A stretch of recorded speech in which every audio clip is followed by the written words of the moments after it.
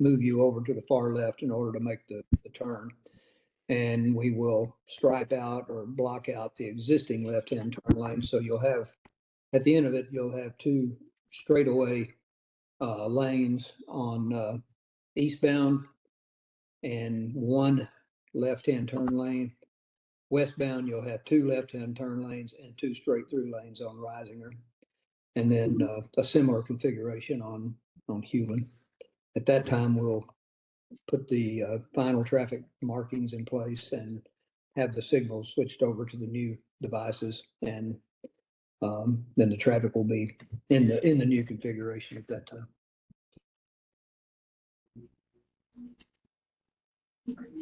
Thank you, Dan.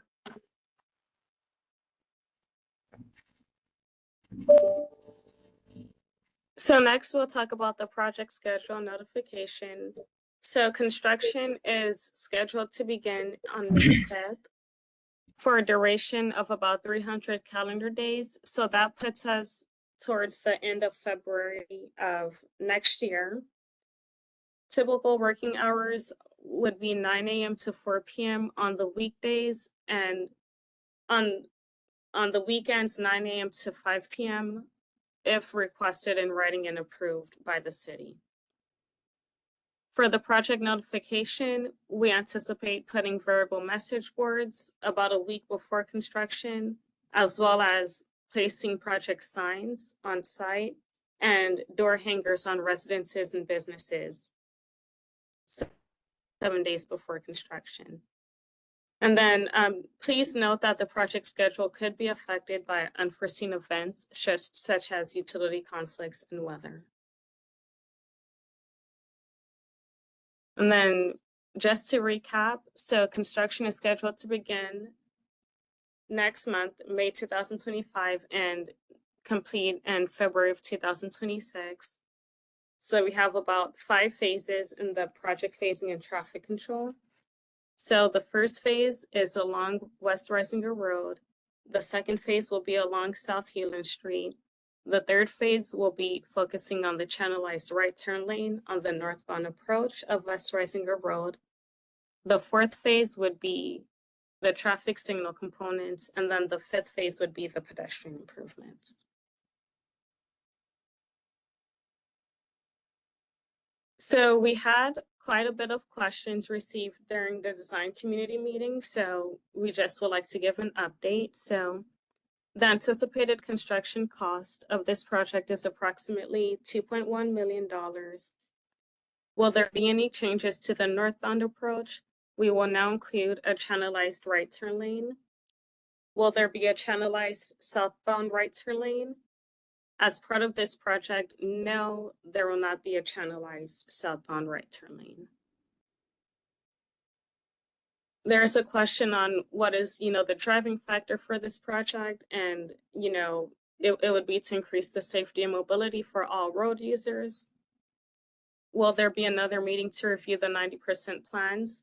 So typically we'll have a community meeting during the design phase and then another meeting prior to construction. And so we did not have a meeting specifically for the 90% plans. However, this meeting tonight is to go over the pre-construction. What is the sequencing and phasing of the construction of the project? So we just went over that a few slides back. Thank you, Dan, for providing going into that in more detail. Additional questions were received. Why is there not a dual left turn lane on the northbound approach? So in order to maintain the zero offset between the respective left turn lanes of the north and southbound approaches, there is not a dual left turn lane on the northbound approach to reflect the southbound approach. How can the crashes between the northbound left turn and southbound left turn be mitigated? So the positive offset has been implemented between the northbound left turn and southbound left turn. So again, that goes back to visibility. So with this proposed realignment, whenever the northbound or southbound is wanting to make a left turn, they will have better visibility of the opposing through traffic. How are all the left turn movements being protected?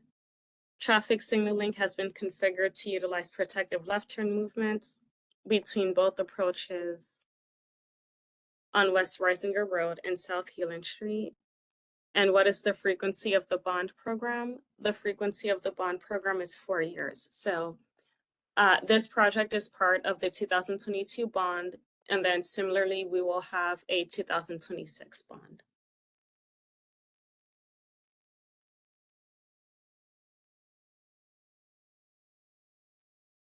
And then contact information for myself, the city project manager, is on this slide, as well as the city inspector, Pedro Guerrero, and then Dan McClendon, our contractor.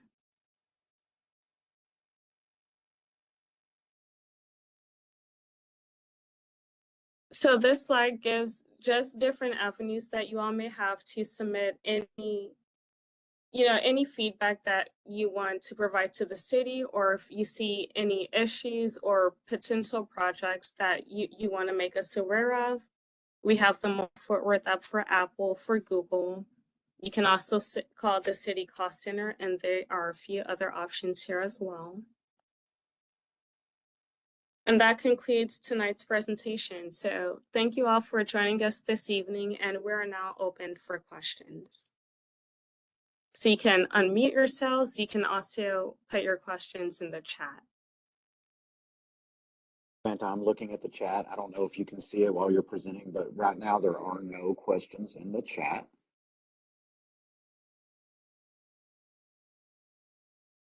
Thank you, Chad.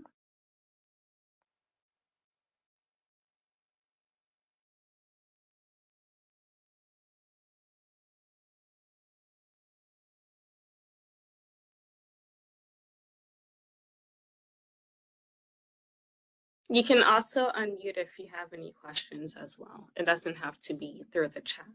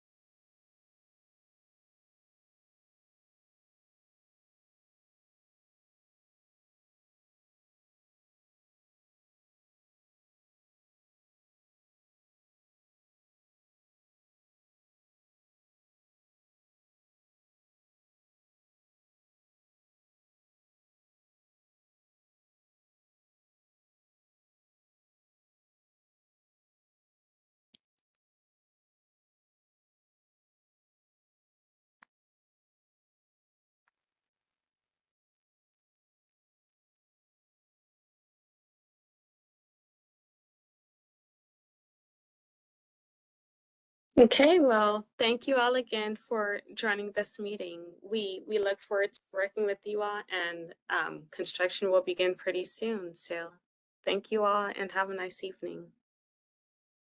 Thank you, Fanta and team. Great job. Appreciate it. Sure, thank you.